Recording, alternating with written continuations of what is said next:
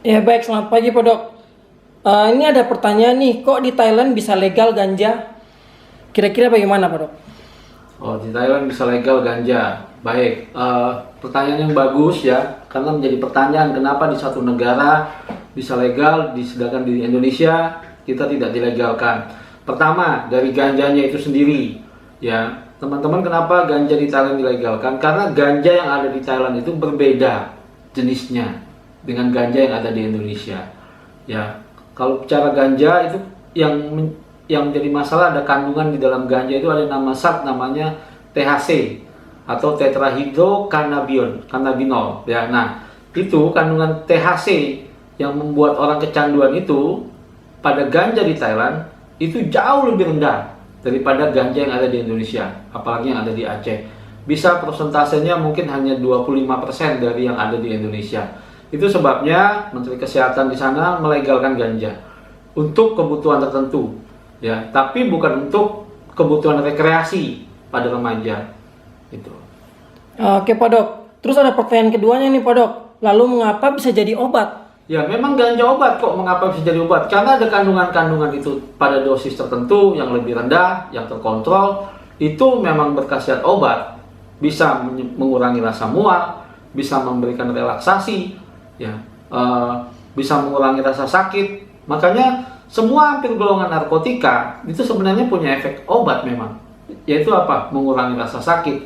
Gitu. Tapi itu untuk rasa sakit yang bagaimana? Rasa sakit yang tidak bisa diatasi dengan obat pengurang sakit yang biasa kita minum. Seperti yang kita tahu yang beredar di umum apa pengurang sakit?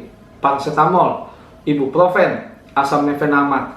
Nah, tapi kalau pasien-pasien dengan penyakit berat seperti kanker misalkan, ya stadium 3 4, itu sakitnya sudah masuk ke tulang dan tidak bisa dengan pengurang sakit yang biasa.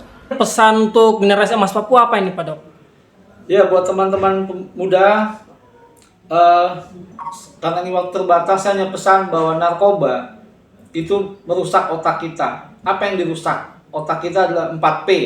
Teman-teman harus ingat. Pertama, dia pusat perasaan kita, dia pusat persepsi kita dalam menganalisa semua yang kita terima dari telinga, dari hidung, dari mata. Dia juga pusat pikiran kita, menganalisa segalanya, memikirkan. Yang terakhir, perilaku kita, semua ditentukan dari otak. Jadi perasaan, persepsi, pikiran, dan perilaku. Kalau ini sudah dirusak oleh narkoba, maka bisa dibayangkan kita tidak lagi menjadi manusia yang sesungguhnya. Pesan saya, banyak baca tentang narkoba, sehingga sebelum teman-teman memutuskan untuk memakai narkoba, teman-teman tahu apa risikonya. Yang kedua, teman-teman harus berani memilih pergaulan. Jangan ikut pergaulan yang buruk. Pergaulan buruk merusak kebiasaan yang baik.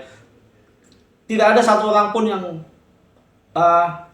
kuat ya menghadapi cobaan, termasuk kamu dan saya. Saya sekarang tidak pakai, tapi kalau saya terjun dalam dunia itu bisa aja saya tergoda untuk pakai. Yang ketiga, ingat orang-orang yang menyayangi kamu. Mereka yang akan paling menderita kalau kamu terlibat atau kecanduan dengan narkoba. Baru terakhir ingat Tuhan lah. Sebenarnya Tuhan pertama, tapi karena Tuhan abstrak tidak kelihatan. Lebih mudah saya bilang, ingat orang-orang yang menyayangi kamu. Kalau mereka akan sedih sekali. Kalau kamu mau membuat mereka sedih, ya silakan. Dan terakhir ingat Tuhan yang akan mengadili kita nanti. Saya pikir itu teman-teman. Terima kasih, Tuhan memberkati.